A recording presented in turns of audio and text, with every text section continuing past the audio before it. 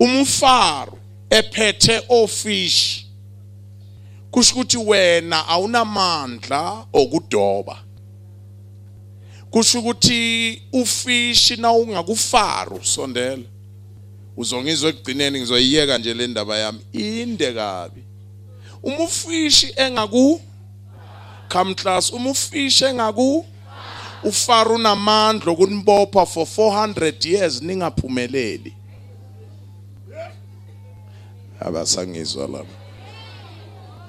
Umamandla okufisha okanye okudoba eseseku nizohlala 400 years nizulazula endaweni yodwa kungabonakala ipendulo emini impumelelo yenu.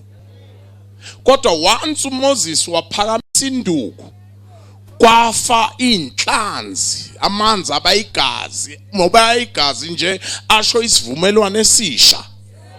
Isivumelwano esisha into yokuqala kufa ofishi bakaFaro. Kusho ukuthi manje umuntu onamandla okufisha manje okudoba seyabantwana bakaNkulunkulu.